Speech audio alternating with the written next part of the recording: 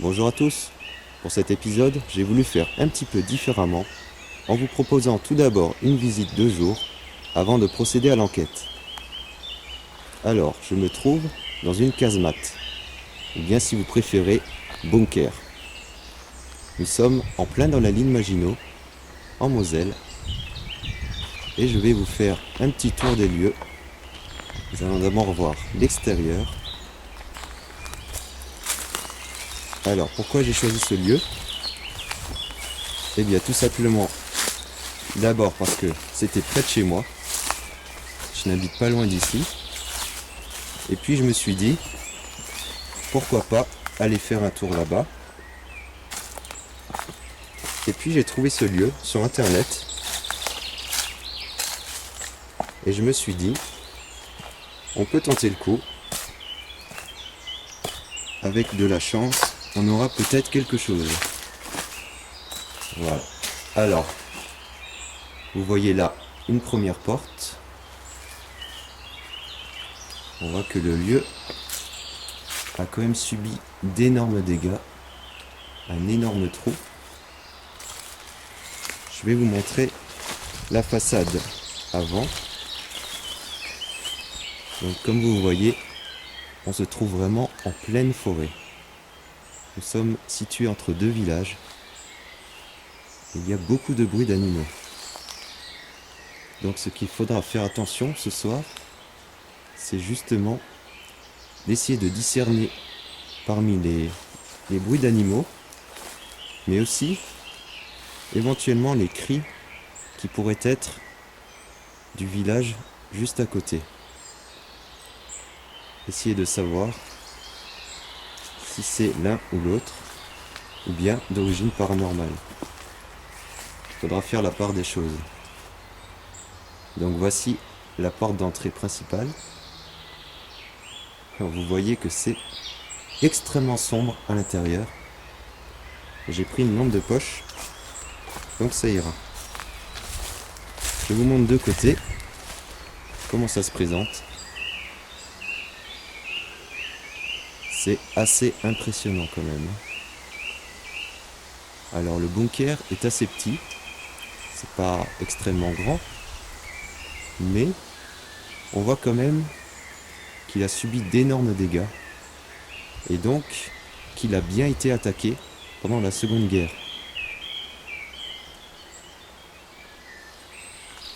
Sur internet, il n'y a pas beaucoup d'infos par rapport à ce lieu. J'ai essayé de chercher justement s'il y avait une histoire. Par exemple, si je pouvais trouver le nombre d'hommes qui habitaient ce bunker, éventuellement le nombre de morts, mais je n'ai rien réussi à trouver malheureusement. Donc, c'est un petit peu à l'aveugle que je me lance dans cette enquête. Je me suis dit, essayons et puis on verra bien ce qu'on y trouve. Donc on va entrer. Je vais allumer ma lampe pour que vous puissiez voir quelque chose parce que c'est extrêmement sombre. Voilà.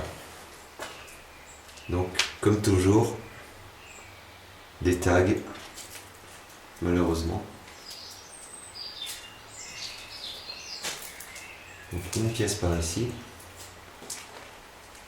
Je ne sais pas du tout à quoi elle servait. On voit un énorme tuyau qui part du mur.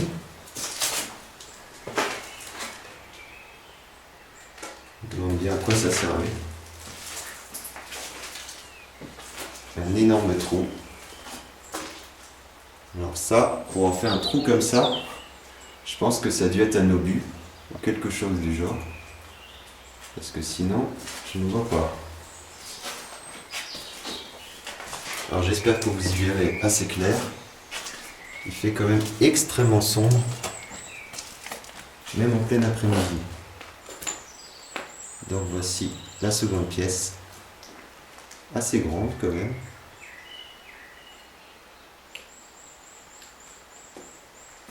Avec une ouverture par ici.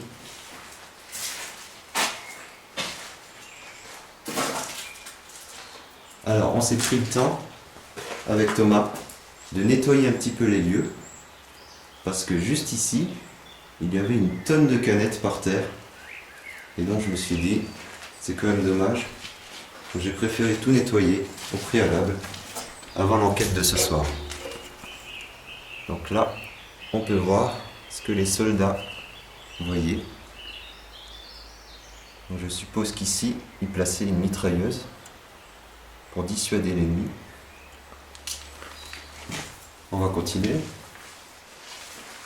Donc on va se diriger vers la troisième pièce.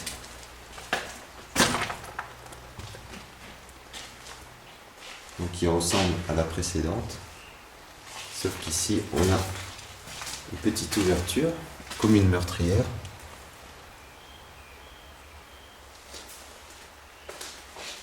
Et ce qu'on peut voir aussi, c'est que même à l'intérieur, on a énormément de dégâts sur les murs. On voit beaucoup d'impacts, des impacts de balles. On les voit encore incrustés là. Mais aussi des impacts plus importants, peut-être provoqués par des grenades ou des obus. Donc je pense que les combats ici ont dû être tout de même assez violents quand même. Ils ne sont pas allés de main morte. Et je pense même qu'ils ont dû tirer justement entre les murs, que l'ennemi a dû s'introduire à l'intérieur et qu'ils se sont massacrés comme ça, à l'intérieur du bunker même. Donc là, un autre poste d'observation, sûrement pour une seconde mitrailleuse.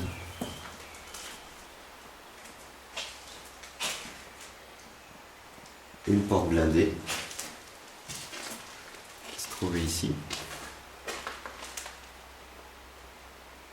Et donc là, on arrive au bout du bunker, de la casemate, avec une toute petite pièce. La caméra a un peu de mal. Il fait tellement sombre qu'elle a du mal à suivre. Voilà.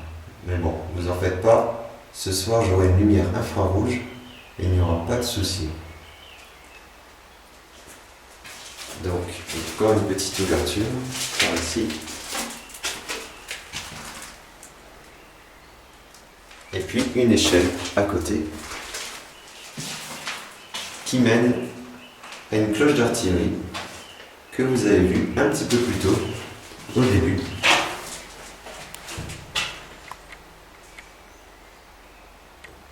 On n'y voit pas grand chose. Il fait tellement sombre que la caméra a du mal. Mais bon, ce n'est pas grave. Vous y verrez mieux tout à l'heure quand on commencera l'enquête.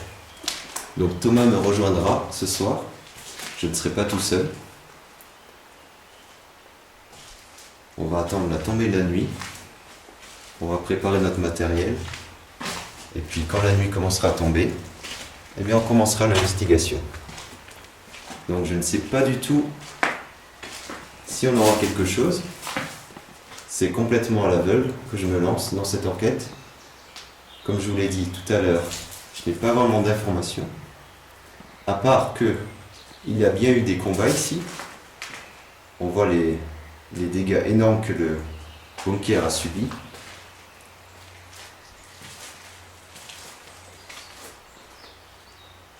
Mais est-ce qu'on trouvera une hantise quelconque, c'est-à-dire une hantise résiduelle ou intelligente? Ça, je n'en ai aucune idée. Ce sera au petit bonheur la chance. Donc voilà. On va ressortir. Je vous fais un dernier plan sur l'extérieur. Donc, de l'extérieur, c'est quand même plus impressionnant, je trouve. On voit quand même les dégâts qu'a subi le bunker. On s'en rend beaucoup mieux compte de l'extérieur. Donc à mon avis, il y a quand même eu pas mal de morts ici, même si on n'a aucune information précise. Voilà, donc ça c'est la seconde entrée. Là vous avez l'entrée principale. vous avez une autre sur le côté. Et donc on va reprendre les escaliers pour remonter.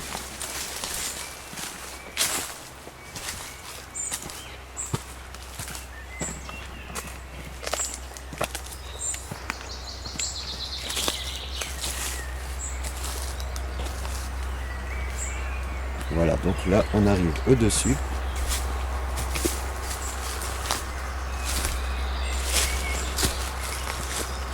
Et vous avez donc cette cloche d'artillerie qui est au-dessus du bunker, que vous avez déjà vu tout à l'heure. Et donc l'échelle mène ici. Voilà. Donc, par contre, elle a l'air d'être en assez bon état encore. Donc je ne pense pas qu'elle ait reçu énormément de coups. Même si par moment on voit quelques impacts. Donc voilà. Je vais aller rejoindre Thomas. On va préparer le matériel. Et quand la nuit commencera à tomber, on va commencer l'enquête.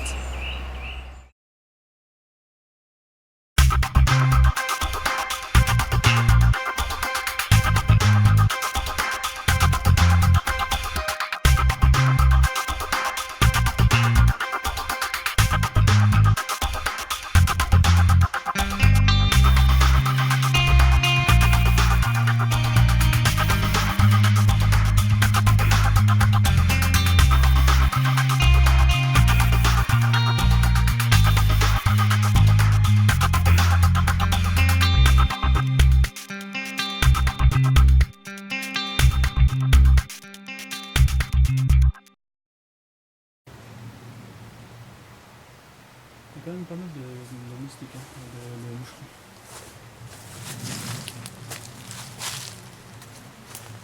Il a été défoncé. Ouais, beaucoup d'insectes. On les voit bien. Bon, après ça, c'est simple de les comparer avec des orbes. Hein. Oui, bah, de toute façon, tu vois les ailes.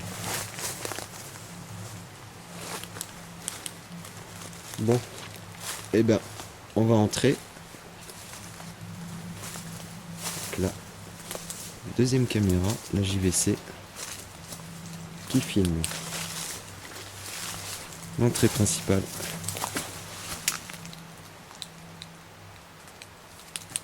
Allez, on entre.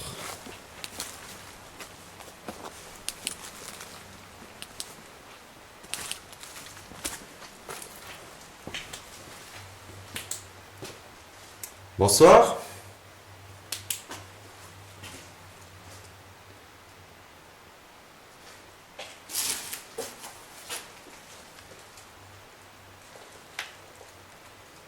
Je m'appelle Emmanuel.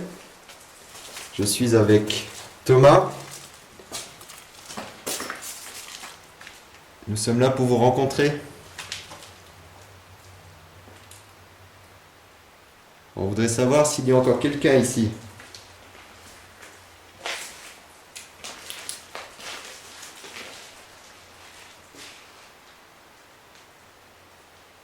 On aimerait faire votre connaissance. Savoir qui vous étiez. On ne vous veut aucun mal.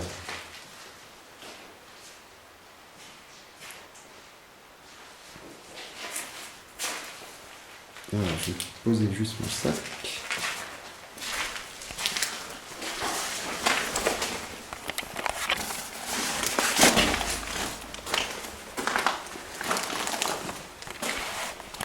Voilà.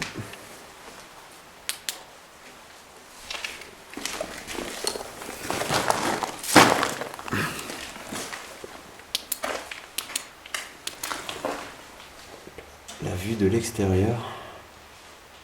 Donc, ce que les soldats voyaient. C'est-à-dire pas grand-chose. On entend encore des oiseaux. Ouais, puis il y a pas mal de gravier aussi par terre. Il y a énormément d'insectes. Énormément d'insectes. Ouais, t'imagines si on a fait le Saint-Jean en plein été? Ouais. bien la végétation qui a tout recouvert.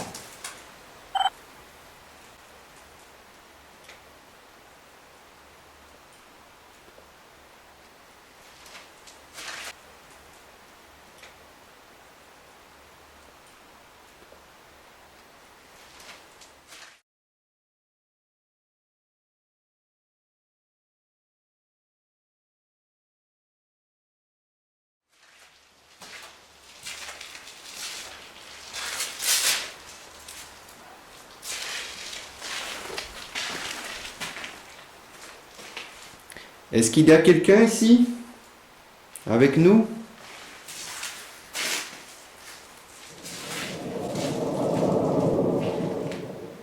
Cela fait quelques minutes que nous avons commencé l'enquête. Je décide d'installer mes 2 enregistreurs numériques, chacun dans un coin du bunker. Ils me serviront de complément aux bandes audio de mes caméras, de telle sorte d'obtenir un quadrillage audio efficace de tout le bunker. Je place le premier enregistreur dans la première pièce. Quant au second, je le pose tout au fond, à côté de l'échelle menant à la cloche d'artillerie. L'enregistreur ici. Fais gaffe à la porte là.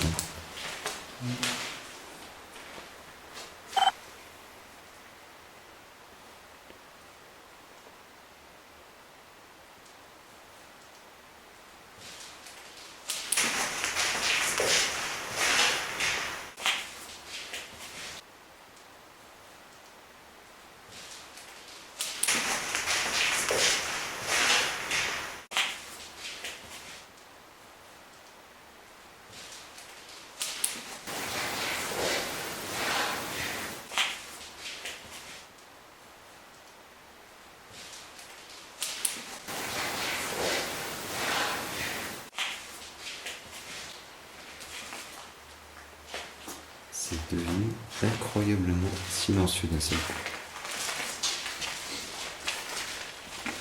C'est fou.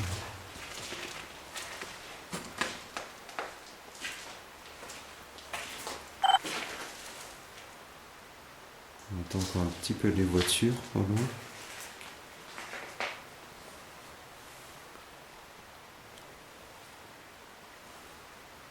On entend encore un petit peu les voitures au loin.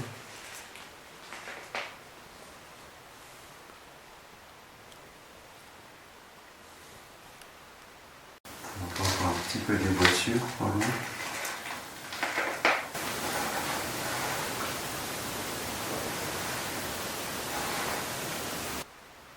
On entend encore un petit peu les voitures au loin.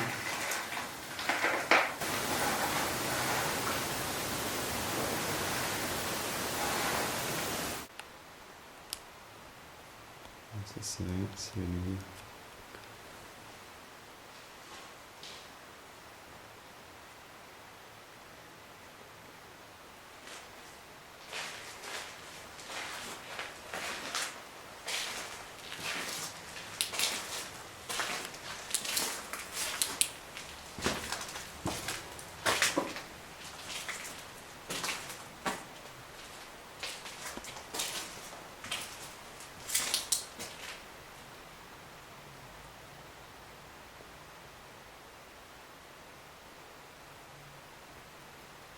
Bonjour. S'il y a quelqu'un avec nous, est-ce que vous pouvez vous manifester? En faisant du bruit par exemple.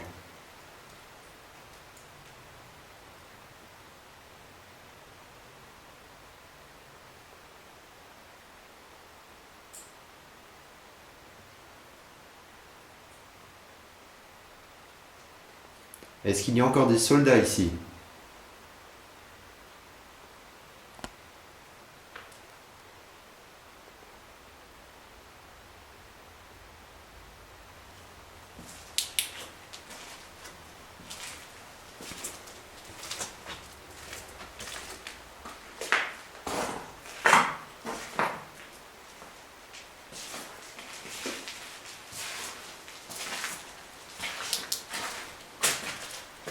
On voit vraiment plus rien. C'est la nuit noire. C'est ça qui est bien. On voit que dalle. Alors, je vous montre qu'est-ce qu'on voit. J'enlève la nutshot et la lumière. Voilà. Le noir total. Je mets la lumière. On ne voit rien du tout. C'est pour ça qu'on a nos lampes de poche.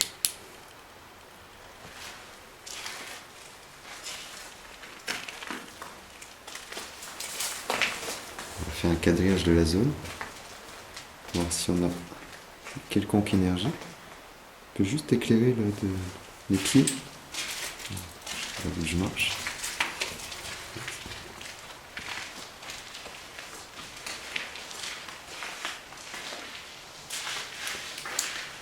Est-ce qu'il y a quelqu'un? Si oui, est-ce que vous pouvez approcher?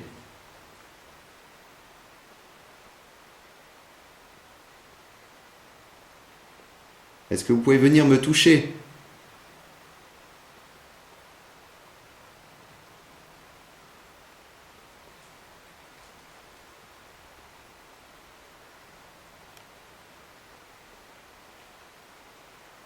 Venez toucher cet appareil que j'ai dans la main.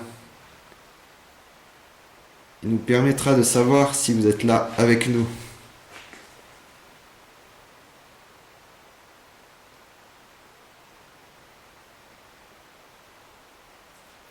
On souhaite juste parler avec vous. Savoir si vous êtes là. Si vous êtes encore en ces lieux.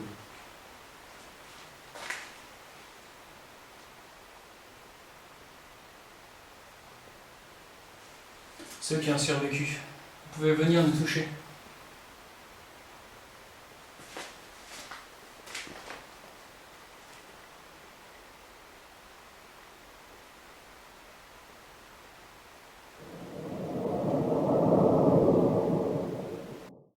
Le mailmetteur ne révélera aucune activité suspecte. La valeur EMF de base est de 0, contrairement aux enquêtes précédentes où un léger champ électromagnétique était toujours présent dans le sol. Un peu plus tard, mis à part un visiteur inattendu, il ne se passera pas grand-chose. Je décide alors d'essayer le laser. Son principe est simple. Il émet un quadrillage, et si quelque chose passe au travers, les faisceaux se coupent pour entreapercevoir une forme. Mais là aussi, c'est la déception. Après plusieurs minutes d'attente et de questions, nous ne verrons rien de spécial passer devant nous. Cela fait maintenant environ 50 minutes depuis que nous avons commencé l'enquête et nous nous positionnons chacun à une extrémité du bunker pour essayer de capter une activité quelconque.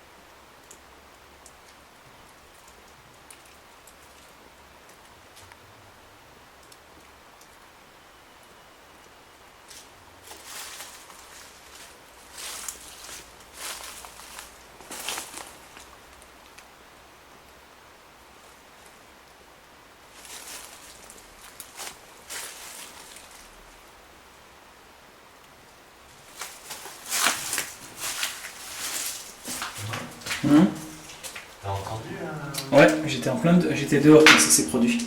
C'était quoi? Ah, un coup de fusil ou un pétard, je Ouais, sais pas. c'est ça. Hein. Mais c'était loin, hein. Coup de feu, hein. Ouais, c'était très loin. Ouais. Il y a une bonne résonance.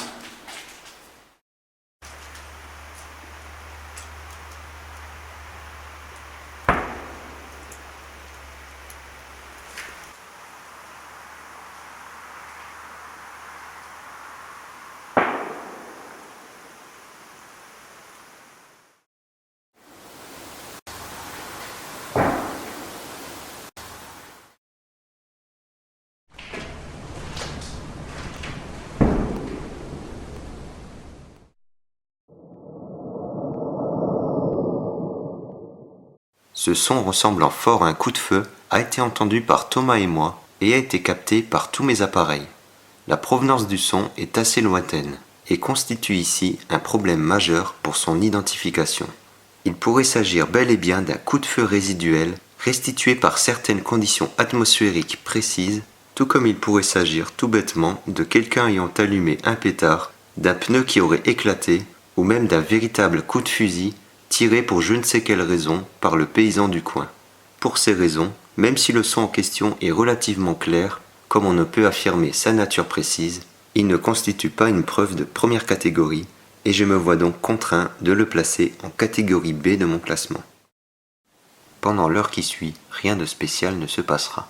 Nous avons installé les 2 caméras sur trépied pour une séance de Spirit Box dans la première pièce du bunker, chacune filmant un angle différent.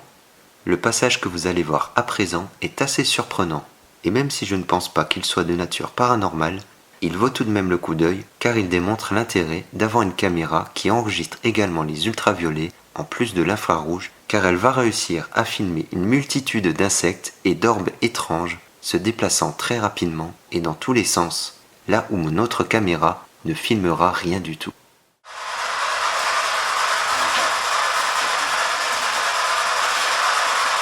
Vous arrivez? Voilà.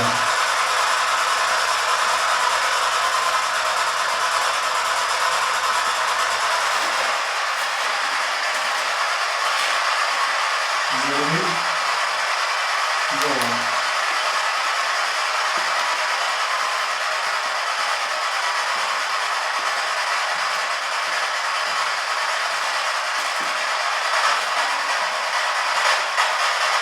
Arrivez.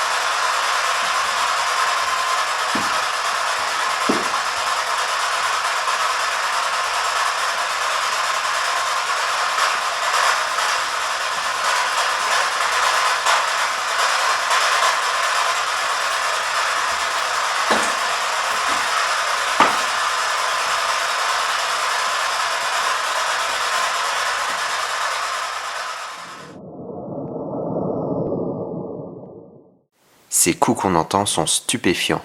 Ils ne proviennent ni de moi, ni de Thomas. Et en plus, on entend bien qu'ils sont frappés dans le bois. Et le seul objet en bois présent dans tout le bunker est ce genre de tiroir qui est resté posé sur le rebord de fenêtre, à l'endroit même où nous avons placé la caméra Sony. En plus de ces coups, 2 autres anomalies sont présentes. Une genre de voix qui est audible et 2 orbes qui passent très rapidement.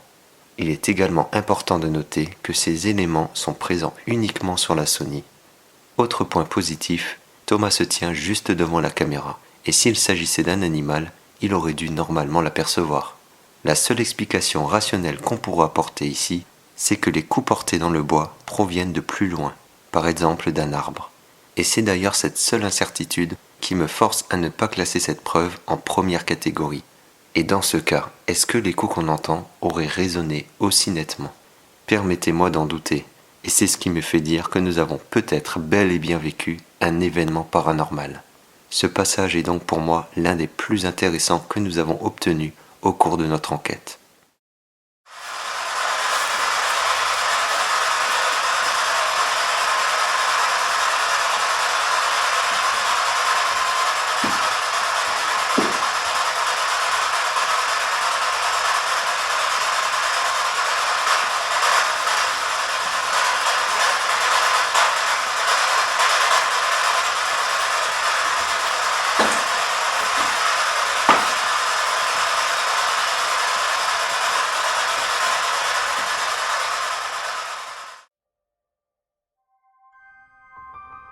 Nous allons essayer encore pendant près de 2 heures de provoquer des phénomènes paranormaux, que ce soit avec la Spirit Box ou avec de simples séances de PVE, mais rien de bien intéressant ne se passera.